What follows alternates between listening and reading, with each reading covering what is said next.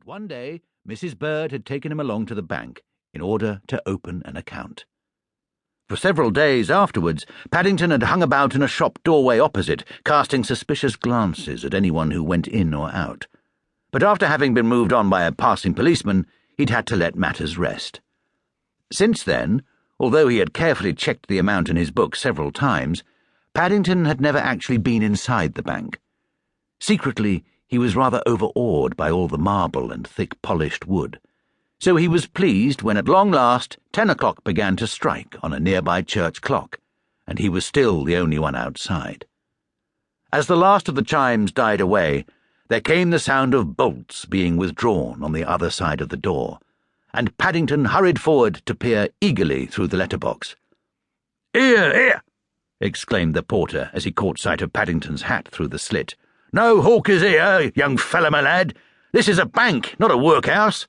We don't want no hobbledehoys hanging round here." "Hobbledehoys?"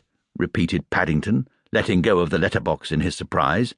"That's what I said," grumbled the porter as he opened the door. "Breathing all over me knockers. I has to polish that brass, you know."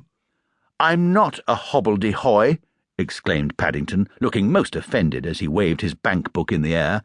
"I'm a bear, and I've come to see Mr. Floyd about my savings." "Oh, dear," said the porter, taking a closer look at Paddington.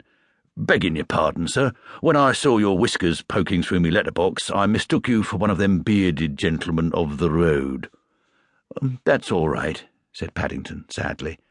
"I often get mistaken." And as the man held the door open for him, he raised his hat politely and hurried into the bank.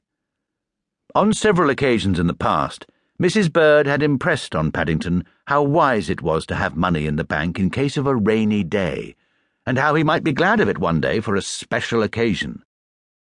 Thinking things over in bed the night before, Paddington had decided that going abroad for a holiday was very much a special occasion, and after studying the advertisement once again, he had thought up a very good idea for having the best of both worlds. Like many ideas he had at night under the bedclothes, though, it didn't seem quite such a good one in the cold light of day.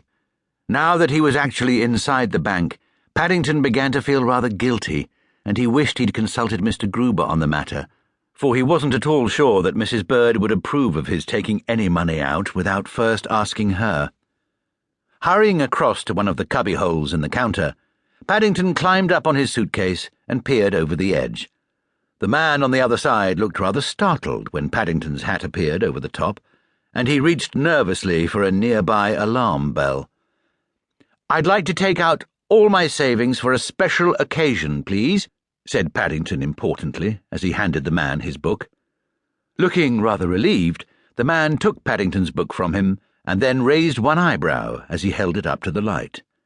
There were a number of calculations in red ink all over the cover, not to mention blots and one or two rather messy-looking marmalade stains.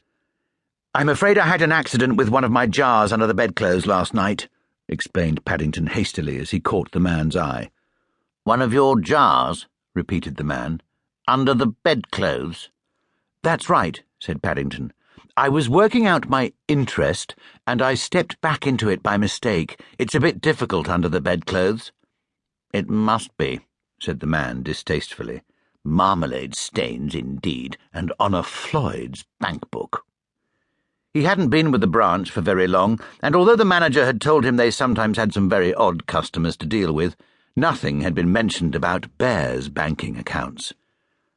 "What would you like me to do with it?" he asked doubtfully. "I'd like to leave all my interest in, please," explained Paddington, "in case it rains."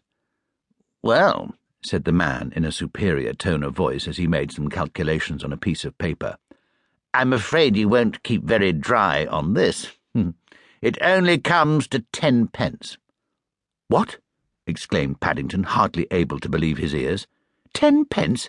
I don't think that's very interesting." "Interest isn't the same thing as interesting," said the man. "Not the same thing at all."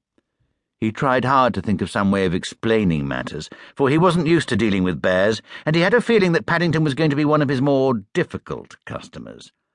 It's something we give you for letting us borrow..."